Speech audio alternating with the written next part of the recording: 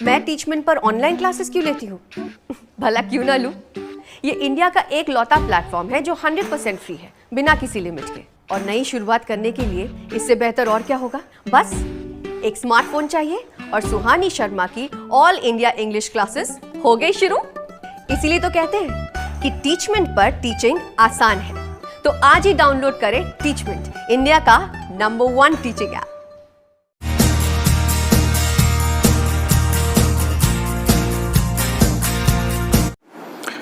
नमस्कार साथियों, तो आज का ये वीडियो जो है ANM, GNM, BSc nursing, MSc nursing जो लोग एग्ज़ाम की तैयारी कर रहे हैं, यूपी पीएससी और यूपीएसएससी, उनके लिए ये नर्सिंग से क्वेश्चन है कि शरीर के आंतरिक वातावरण को स्थिर बनाए रखना कहलाता है। तो क्या है? मेटाजिनेसिस, होम्योस्टेसिस, पेरिस्टाल्सिस और उपरोक्त में से कोई नहीं। तो इसमें सही उत्तर है कि शरीर के आंतरिक वातावरण को स्थिर बनाए रखना कहलाता है होम्योस्टेसिस। दूसरा क्वेश्चन है कि शरीर का सबसे बड़ा अंग यानी कि लार्जेस्ट ऑर्गन है स्किन, यानी कि स्किन त्वचा, वृक्क यानी किडनी, यकृत यानी लीवर और डी है हृदय यानी हार्ट। तो इसमें राइट आंसर रहेगा त्वचा यानी स्किन। शरीर का सबसे बड़ा अंग यानी कि लार्जेस्ट ऑर्गन है स्किन। नंबर 3 पे है कि त्वचा का उद्भव यानी कि ओरिजिन होता है एक्टोडर्म से, एंडोडर्म से, मीसोडर्म से, एक्टोमीसोडर्म से।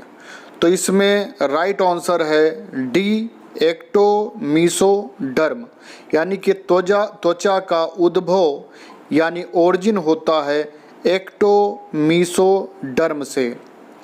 अब नंबर 4 पे चलते हैं। एपिडर्मिस की मोटाई सर्वाधिक होती है हथेली, पाम व तलवों यानी सोल पर, बी कॉर्निया में, सी आँख की कंजक्टिवा में या डी उपरोक्त सभी में। तो राइट आंसर है कि एपिडर्मिस की मोटाई सर्वाधिक होती है हथेली यानी कि पाम व तलवों यानी सोल पर। तो इसमें ए ऑप्शन ठीक है। चलते हैं नंबर 5 पे। तो नंबर 5 पे क्या है? तीव्र विभाजन की क्षमता पाई जाती है स्ट्रेटम माइलपीगी में, स्ट्रेटम ल्यूसिडियम में, स्ट्रेटम कार्डियम में, स्ट्रेटम स्टाइनोसम में। तो इसमें राइट आंसर है स्ट्रेटम माइलपीगी में। तो तीव्र विभाजन की क्षमता पाई जाती है स्ट्रेटम माइलपीगी में। नंबर 6 पे है वर्णकी कोशिकाएं यानी कि पिगमेंटेड सेल्स कौन सी परत में पाई जाती हैं? और ऑप्शन दिए गए हैं स्ट्रेटम ल्यूसिडियम, स्ट्रेटम ग्रेन्युलोसम, स्ट्रेटम जर्मिनेटम और डर्मिस। तो राइट आंसर है सी स्ट्रेटम जर्मिनेटम, यानी कि वर्णकी कोशिकाएं पिगमेंटेड सेल्स कौन सी परत में पाई जाती हैं? स्ट्रेटम जर्मिनेटम। और नंबर 7 है जंतुओं में रंग बदलने की क्रिया कहलाती है मेटामॉर्फोसिस, मेटाक्रोसिस, मेटाजिनोसिस और मेटाबॉलिज्म। ये 4 ऑप्शन दिए गए हैं। तो इसमें राइट आंसर है मेटाक्रोसिस, यानी कि जंतुओं में रंग बदलने की क्रिया कहलाती है मेटाक्रोसिस। नंबर 8 पे है केराटिन है क्रोमोप्रोटीन, ग्लाइकोप्रोटीन, स्क्लेरोप्रोटीन और लिपोप्रोटीन। तो इसमें राइट आंसर है स्क्लेरोप्रोटीन, यानी कि केराटिन है स्क्लेरोप्रोटीन। और नंबर 9 पे है डर्मिस का उद्भव किस जनन स्तर द्वारा होता है? एक्टोडर्म, एंडोडर्म, मीसोडर्म और एक्टोमीसोडर्म। तो इसमें राइट आंसर है मीसोडर्म, यानी कि डर्मिस का उद्भव किस जनन स्तर पर होता है? तो वो है मीसोडर्म। अब नेक्स्ट क्वेश्चन है, डर्मिस अधिक मोटा होता है ग्रीवा के पश्च भाग में, हथेली यानी कि पाम में, तलवों यानी कि सोल में, और डी है उपरोक्त सभी में। तो डर्मिस अधिक मोटा होता है उपरोक्त सभी में, यानी कि नेक पे भी, पाम पर भी, सोल पर भी, यानी उपरोक्त सभी में। इसमें डी ऑप्शन सही है। नंबर 11 पे चलते हैं, एपिडर्मिस की मोटाई सबसे कम होती है।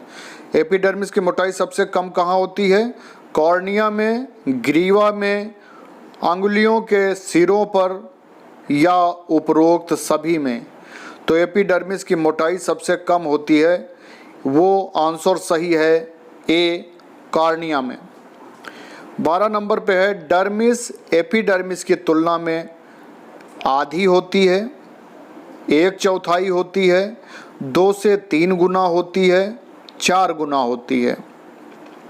तो इसमें राइट आंसर है कि डर्मिस एपिडर्मिस की तुलना में 2 से 3 गुना होती है। इसमें सी ऑप्शन सही है।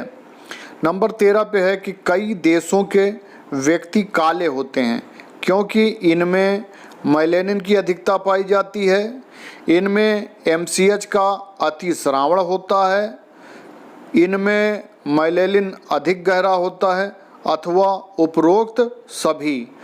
तो इसमें क्या है कि कई देशों के व्यक्ति काले होते हैं क्योंकि इसमें आंसर जो है उपरोक्त सभी रहेगा, यानी कि कई देशों के व्यक्ति काले होते हैं। उनमें ये तीनों ऑप्शन यूज में रहेंगे। कौन कौन से? कि इनमें मेलेनिन की अधिकता पाई जाती है, इनमें MCH का अतिस्रावण होता है, इनमें मेलेनिन अधिक गहरा होता है।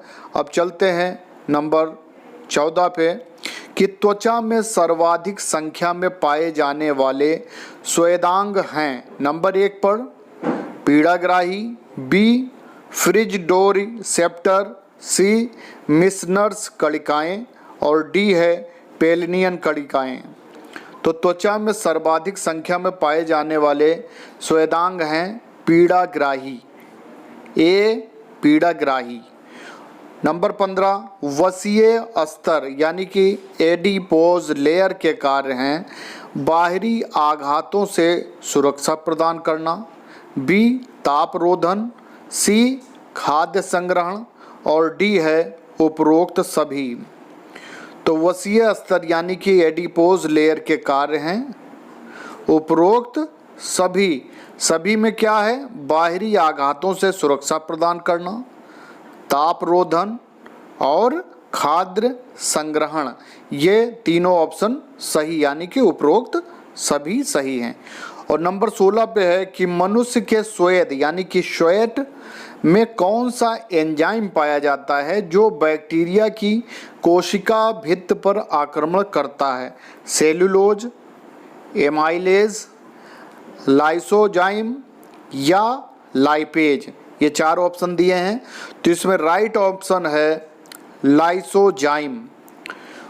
तो ये क्वेश्चन का आंसर रहेगा कि मनुष्य में स्वेद यानी कि स्वेट में लाइसोजाइम एंजाइम पाया जाता है जो बैक्टीरिया की कोशिका भित्त पर आक्रमण करता है।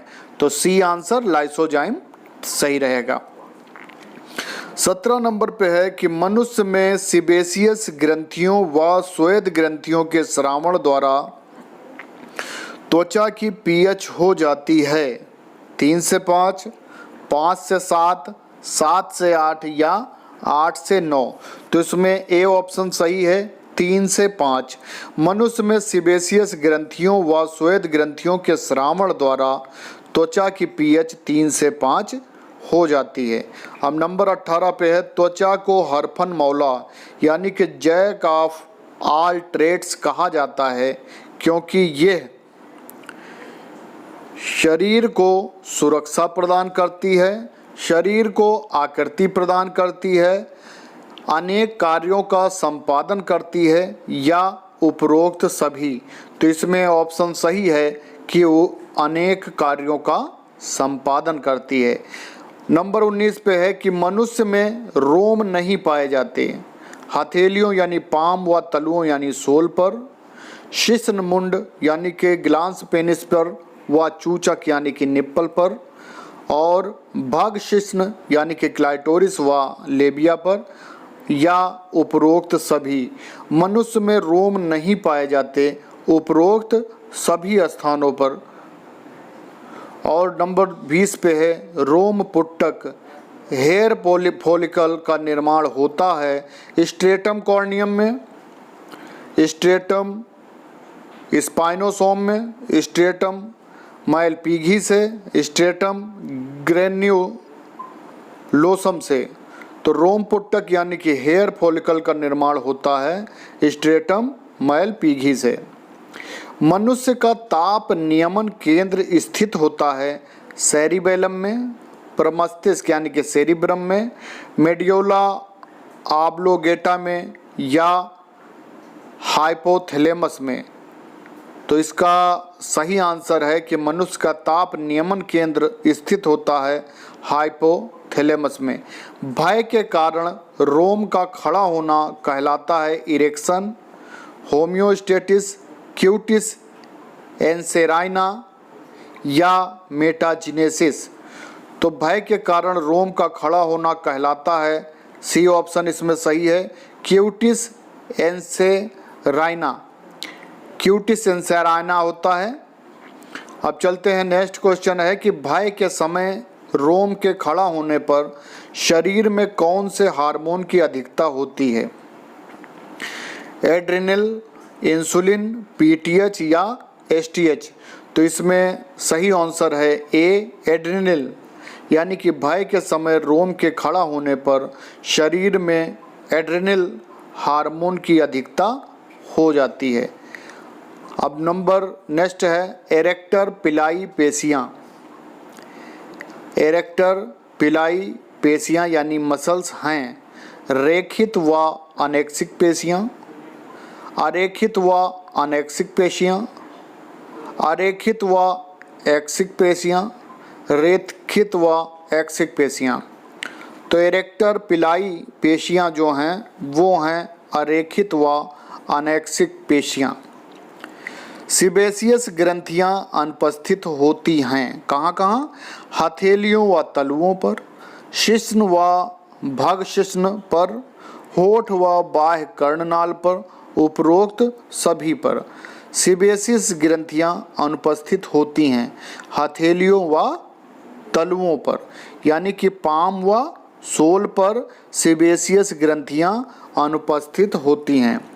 अब नेक्स्ट क्वेश्चन है कि रोम अनुपस्थित होने के बावजूद सीबेसियस ग्रंथियां पाई जाती हैं होठ व कर्णनाल पर, शिश्न व भग शिश्न पर, लेबिया मेजोरा पर, उपरोक्त सभी पर। तो इसमें क्या रहेगा कि उपरोक्त सभी पर। और नेक्स्ट है विटामिन डी का संश्लेषण होता है श्वेत ग्रंथि से, सीबेसिस ग्रंथि से, सीरोमिनस ग्रंथि से, वक्षण ग्रंथि से। तो विटामिन डी का संश्लेषण होता है सीबेसियस ग्रंथि पर। मनुष्य में श्वेत ग्रंथियां यानी कि स्वेट ग्लैंड अनुपस्थित होती है होठ व शिशनमुंड पर, हथेली व तलुओं पर, समस्त त्वचा पर, उपरोक्त में से कोई नहीं। तो मनुष्य की श्वेत ग्रंथियां अनुपस्थित होती हैं होठ व शिश्न मुंड पर यानी ग्लांस पेनिस पर।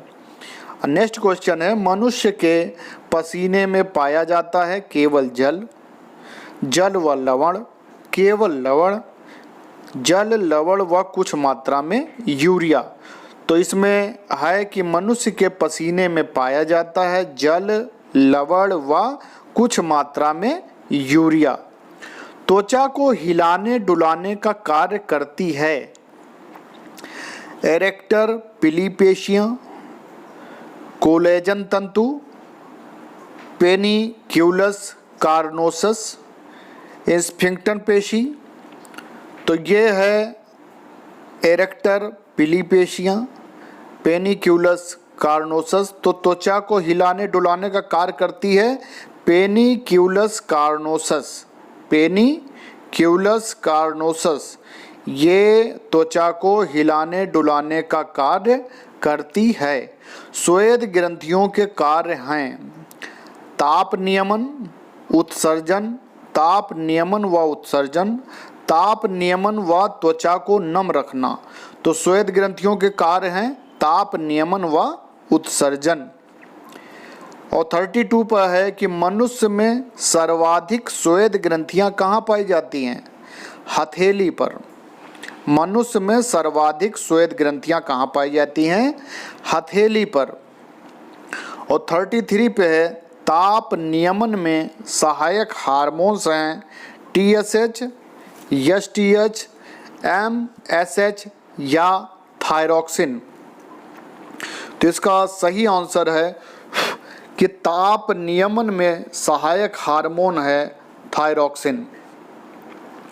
शरीर का कौन सा अंग हरफन मौला यानी कि जैक ऑफ ऑल ट्रेड कहलाता है? स्किन, यकृत, kidney, brain. Skin, liver, kidney, brain. तो इसमें शरीर का कौन सा अंग हरफन मौला कहलाता है? स्किन।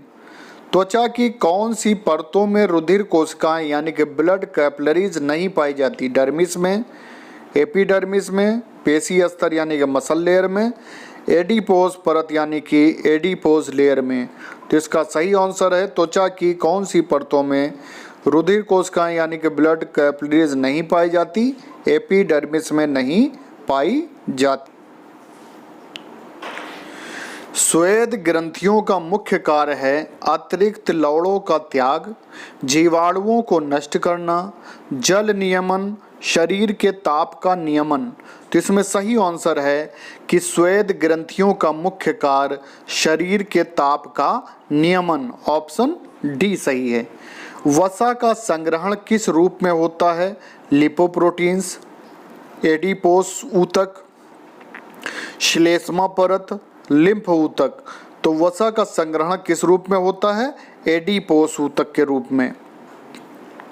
नेक्स्ट है रंजकहीनता में अनुपस्थित होता है melanin, chlorophyll, keratin, haemoglobin.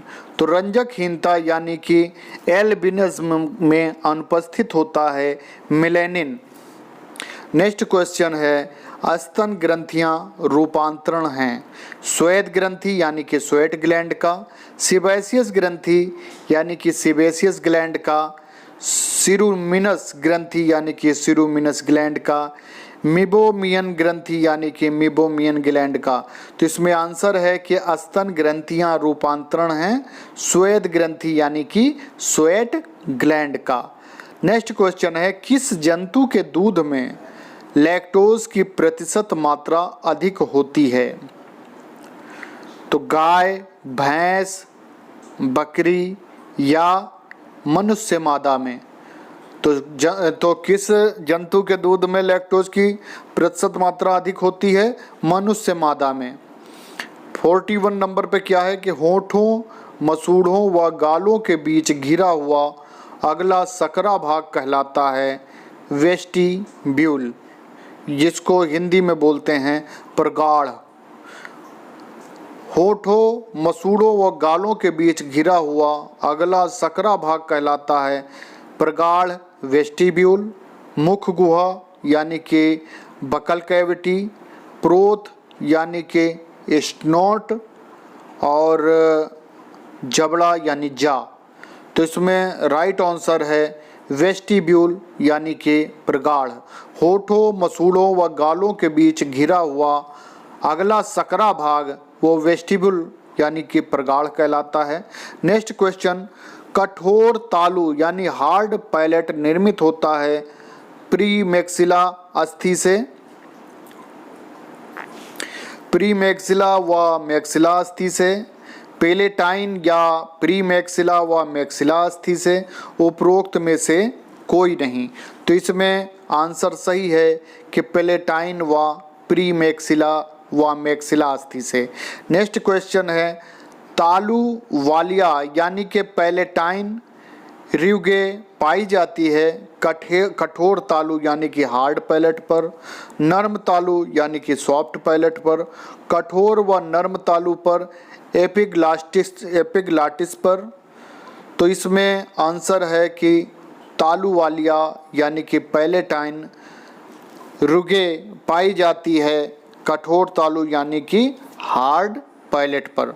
Next है मुख गुहा को नासिका वेश्म से जोड़ने का कार्य करती है यूस्टेकियन नलिका, श्वास नलिका, ग्रसिका, नेजोपेलेटाइन। तो मुख गुहिका को नासिका वेश्म से जोड़ने का कार्य करती है नेजोपेलेटाइन। जैकबसन अंग कहाँ पाया जाता है? यूस्टेकी नलिका में, श्वास नलिका यानी कि ट्रकिया में, ग्रसिका यानी ओसोफेगस में, नेजोपेलेटाइन नलिका में। तो इसका राइट आंसर है जैकबसन अंग पाया जाता है नेजोपेलेटाइन नलिका में। और 46 पे है टांसिल्स पाए जाते हैं ग्रसनी यानी कि फेरिंग्स की पार्श्वभित्ति यानी लेटरल वॉल पर, ग्रसिका यानी ओसोफेगस की पार्श्वभित्ति यानी लेटरल वॉल पर, नासिका वेश्म में या नेजोपेलेटाइन नलिका में।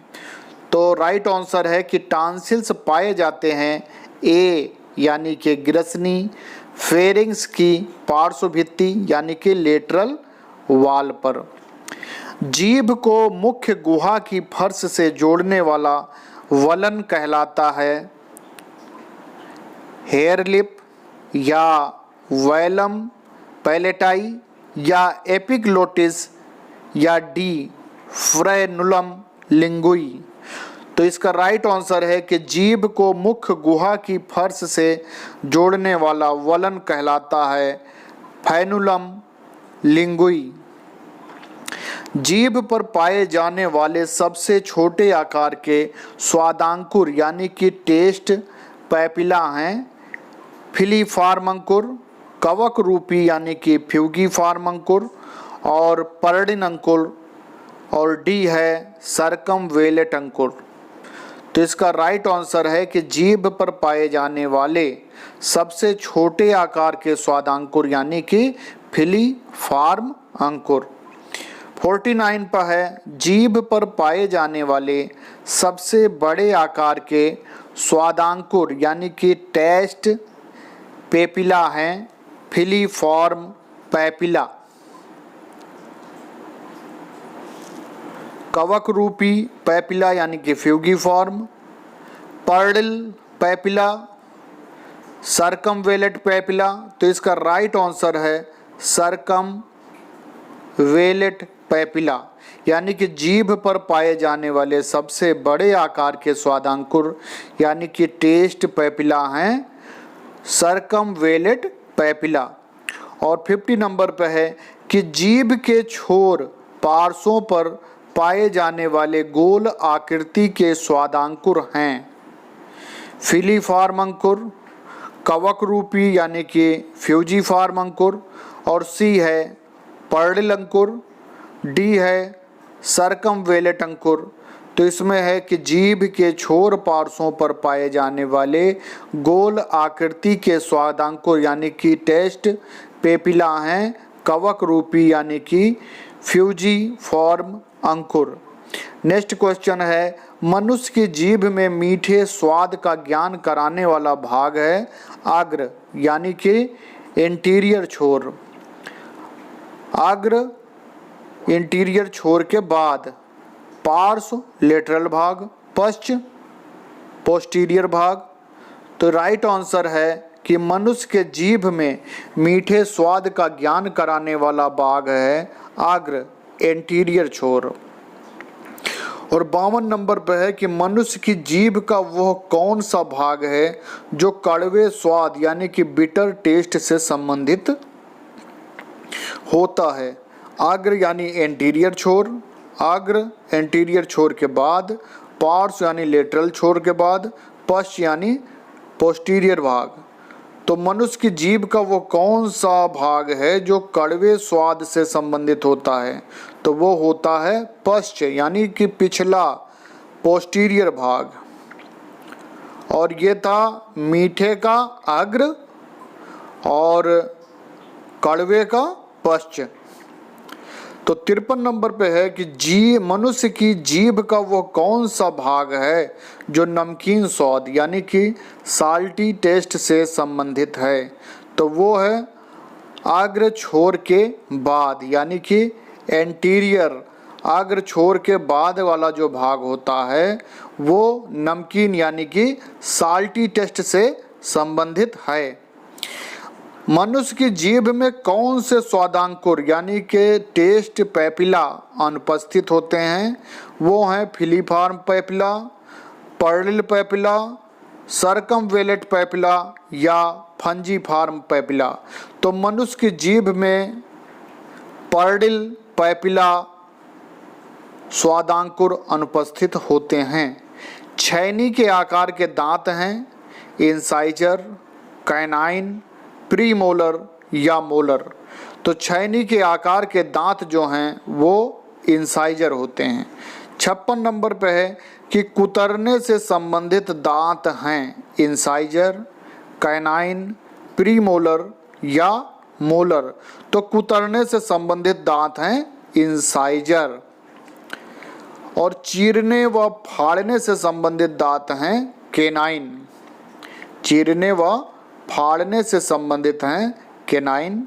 मनुष्य के प्रत्येक जबड़े यानी कि जां में इंसाइजर, केनाइन, प्रीमोलर व मोलर दांत क्रमशः होते हैं 4-2, 4-6, 4-4, 2-6 या 6-4, 4-2 या 2-4, 6-6। तो इसमें सही ऑप्शन है ए 4, 2, 4, 6 यानी कि इंसाइजर 4, केनाइन 2, प्रीमोलर 4, मोलर 6।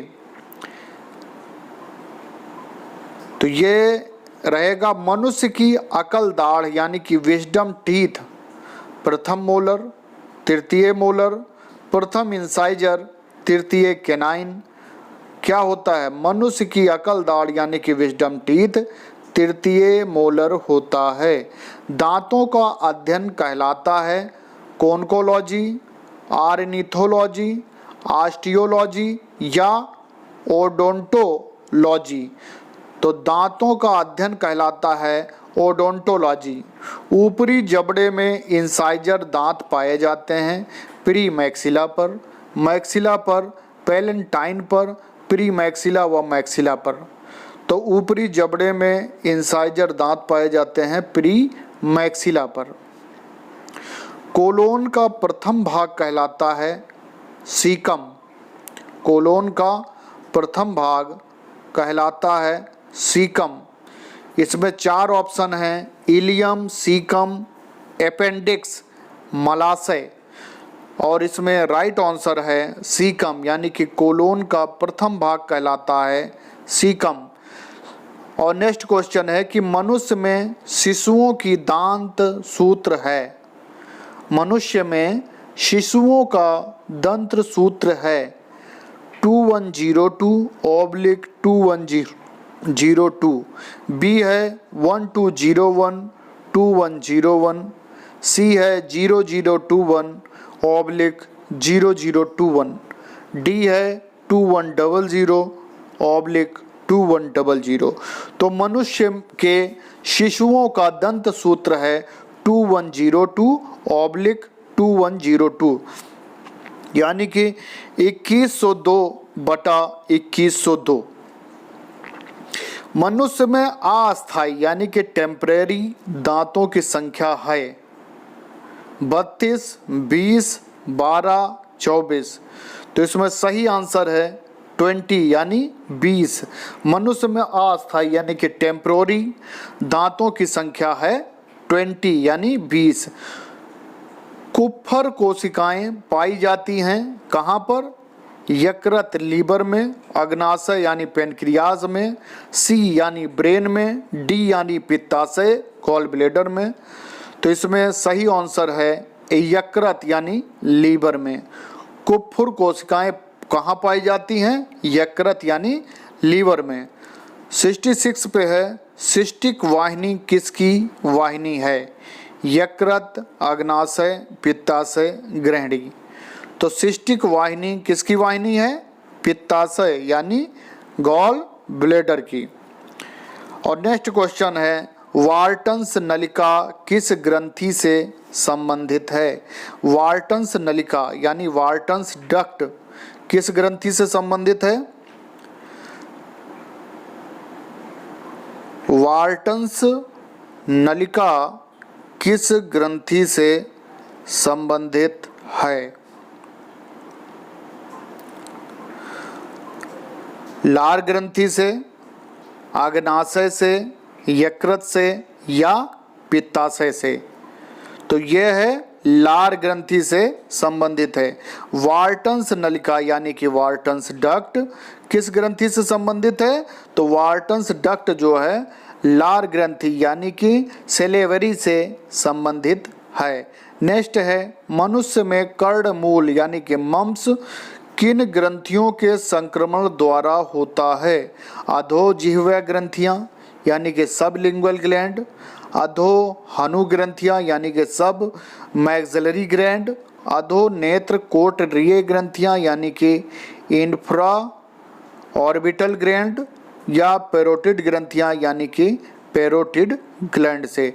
तो राइट आंसर है कि मनुष्य में कर्णमूल यानी कि मम्स किन ग्रंथियों के संक्रमण द्वारा होता है? तो उसका सही आंसर है पेरोटिड ग्रंथियां यानी कि पेरोटिड ग्लैंड।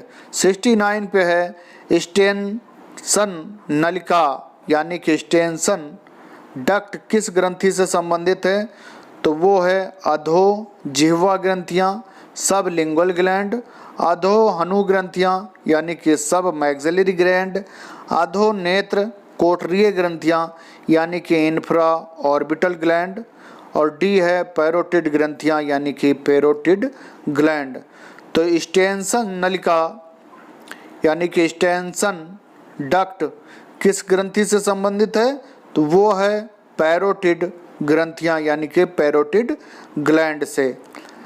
और नेक्स्ट क्वेश्चन है, एपिग्लोटिस निर्मित होता है उपास्थि यानी कि कार्टिलेज द्वारा, बोन यानी अस्थि द्वारा, संयोजी ऊतक यानी कि कनेक्टिव टिश्यू द्वारा, उपरोक्त सभी द्वारा। तो इसका सही आंसर है एपिग्लोटिस निर्मित होता है उपास्थि यानी कि कार्टिलेज द्वारा।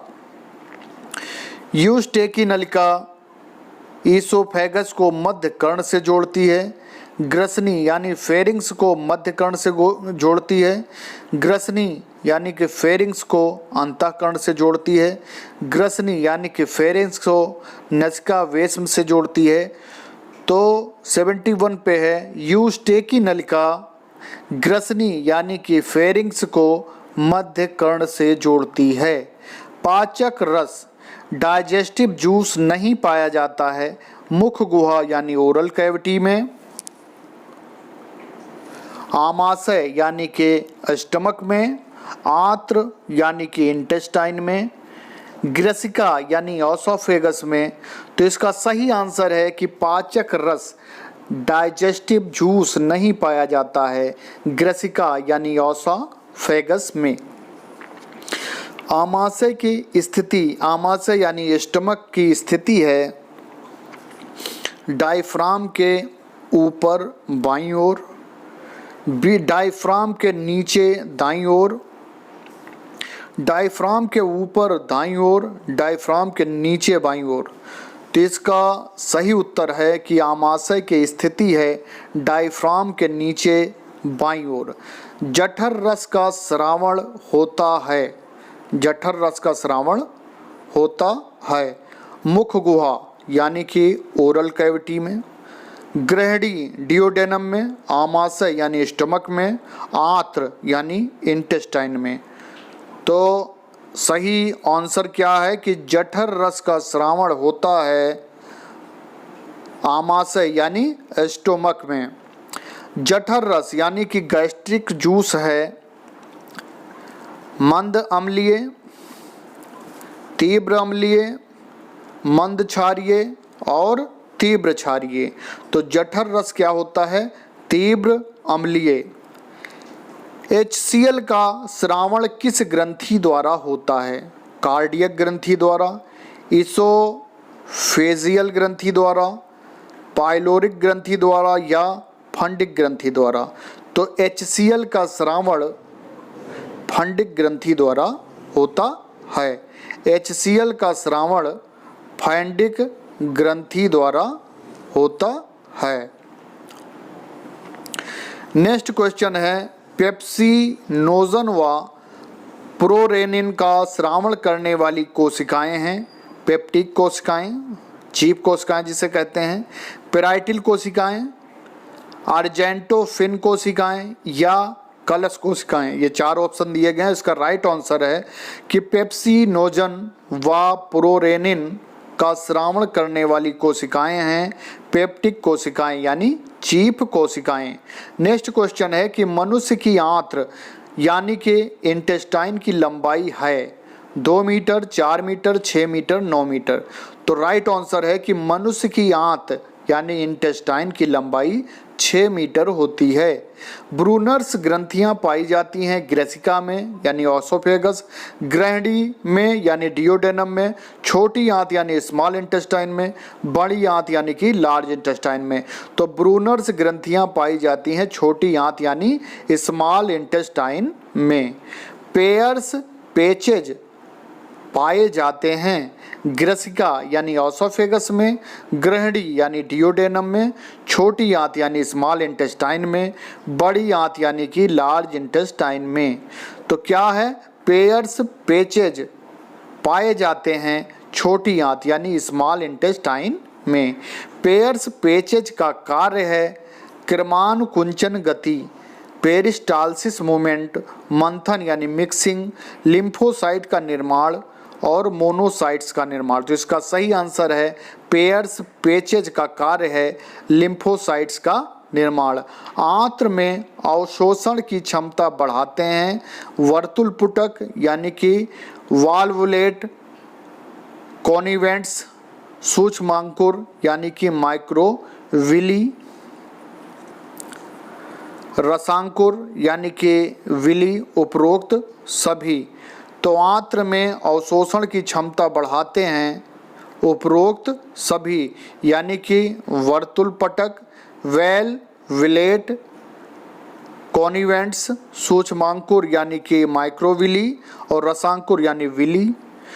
और 83 पे है कि मनुष्य की आंत इंटेस्टाइन में रसांकुर यानी कि विली के कारण अवशोषण क्षमता कितनी गुना बढ़ जाती है? तो इसका सही आंसर है 10। मनुष्य के आंत में यानी इंटेस्टाइन में रसांकुर यानी विली के कारण अवशोषण की क्षमता 10 गुना बढ़ जाती है। कोलोन पर पाए जाने वाले अनुलंब यानी कि लॉन्गिट्यूडिनल वेंड हैं रगी, टिनी, हास्ट्रा, अपेंडिक्स। तो कोलोन पे पाए जाने वाले अनुलंब यानी कि लॉन्गिट्यूडिनल बेंड हैं टिनी। कोलोन में पाए जाने वाली थैले के समान रचनाओं को कहते हैं रगी, टिनी, हास्ट्रा, अपेंडिक्स। तो कोलोन में पाए जाने वाले थैले के समान की रचनाओं को कहते हैं हास्ट्रा। दांत का अधिकांश भाग निर्मित होता है डेंटिन से, इनेमल से, कैल्शियम से, पल्प से। दांत का अधिकांश भाग निर्मित होता है डेंटिन से। तो इसमें ए ऑप्शन सही है। 87 में शरीर की सबसे बड़ी ग्रंथि है आग्नेयाशय यानी कि पेनक्रियास, लार ग्रंथि यानी कि सलाइवरा ग्लैंड, यकृत यानी लीवर और नेक्स्ट है पाइलोरिक ग्रंथि। तो शरीर की सबसे बड़ी ग्रंथि है लीवर यानी यकृत। लाइसोजाइम एंजाइम किस ग्रंथि द्वारा स्रावित होता है? लार ग्रंथि सलाइवरी ग्लैंड द्वारा, पित्ताशय यानी गाल ब्लेडर द्वारा, अग्नाशय यानी कि पेनक्रियास द्वारा, यकृत यानी लीवर द्वारा। तो लाइसोजाइम एंजाइम किस ग्रंथि द्वारा स्रावित होता है? लार ग्रंथि द्वारा, सलाइवरी ग्लैंड द्वारा। नेक्स्ट है यकृत यानी कि लीवर का उद्भव ओरिजिन होता है एक्टोडर्म से, एंडोडर्म से, मीसोडर्म से या कोराडा-मीसोडर्म से। तो यकृत यानी कि लीवर का उद्भव ओरिजिन होता है एंडोडर्म से। नेक्स्ट है यकृत यानी कि लीवर की स्थिति है डायफ्राम के ऊपर बाईं ओर, डायफ्राम के ऊपर दाईं ओर, डायफ्राम के नीचे बाईं ओर, डायफ्राम के नीचे दाईं ओर। तो लीवर की स्थिति होती है डायफ्राम के नीचे दाईं ओर। 91 पे है मांसाहारियों में शाकाहारियों की तुलना में यकृत बड़ा होता है। मांसाहारियों में शाकाहारियों की तुलना में लीवर बड़ा होता है क्योंकि उन्हें अधिक कार्बोहाइड्रेट का पाचन करना होता है, उन्हें अधिक वसा का पाचन करना होता है, उन्हें अधिक सेलुलोज का पाचन करना होता है, उन्हें अधिक वसा व सेलुलोज का पाचन करना होता है। तो इसका राइट आंसर है कि उन्हें अधिक वसा का पाचन करना होता है। यकृत की कुप्फुर कोशिकाओं का कार्य है जीवाणु का भक्षण, आरबीसी का भक्षण, जीवाणु व मृत आरबीसी का भक्षण, उपरोक्त में से कोई नहीं। तो यकृत की कुप्फुर कोशिकाओं का कार्य है जीवाणु व मृत आरबीसी का भक्षण।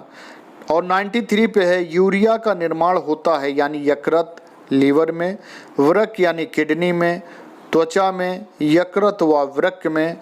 तो 93 पे है कि यूरिया का निर्माण होता है लीवर में। प्रोथ्रोम्बिन व फाइब्रिनोजन का निर्माण होता है प्लाज्मा में, यकृत में, त्वचा में, सीरम में। तो प्रोथ्रोम्बिन व फाइब्रिनोजन का निर्माण होता है यकृत में। यकृत द्वारा स्रावित रक्त प्रतिस्कंदन यानी कि एंटीकोगुलेंट है प्रोथ्रोम्बिन, थ्रोम्बिन, हिपेरिन या उपरोक्त सभी। तो यकृत द्वारा स्रावित रक्त प्रतिस्कंदन यानी कि एंटीकोगुलेंट है हिपेरिन। पित्त यानी कि बाइल की अनुपस्थिति में कौन से विटामिन का अवशोषण प्रभावित होगा? विटामिन B1 व B12, विटामिन B12 व vitamin C, vitamin A, D, E, K। उपरोक्त में से कोई नहीं। पित्त यानी कि बाइल की अनुपस्थिति में कौन से विटामिन का अवशोषण प्रभावित होगा? Vitamin A, D, E, K। 97 पे है इंसुलिन स्रावी कोशिकाएं हैं बीटा कोशिकाएं, अल्फा कोशिकाएं, डेल्टा कोशिकाएं या उपरोक्त सभी। तो इंसुलिन स्रावी कोशिकाएं हैं बीटा कोशिकाएं। 98 पे है टाइलिन एंजाइम पाया जाता है लार यानी कि सलाइवा में, आग्नेयाशयी यानी कि पैनक्रियाटिक जूस में, जठर रस यानी कि गैस्ट्रिक जूस में, आंत्रीय रस यानी इंटेस्टाइनल जूस में। तो इसका राइट आंसर है कि टाइलिन एंजाइम पाया जाता है लार यानी कि सलाइवा में। और सलाइवा यानी कि लार है अम्लीय, क्षारीय, हल्का अम्लीय, हल्का क्षारीय। तो इसमें है कि लार जो सलाइवा है वो हल्का क्षारीय है। निम्न में से किस रस में पाचक यानी कि डाइजेस्टिव एंजाइम नहीं पाए जाते? पित्त में यानी बाइल में। निम्न में से किस रस में पाचक यानी कि डाइजेस्टिव एंजाइम नहीं पाए जाते? पित्त यानी बाइल में। बहुत बहुत धन्यवाद। जो लोग हमारे चैनल पर नए विजिट कर रहे हों तो चैनल सब्सक्राइब कर लें, बेल आइकन दबा लें। बहुत बहुत धन्यवाद। शेयर करें, लाइक करें।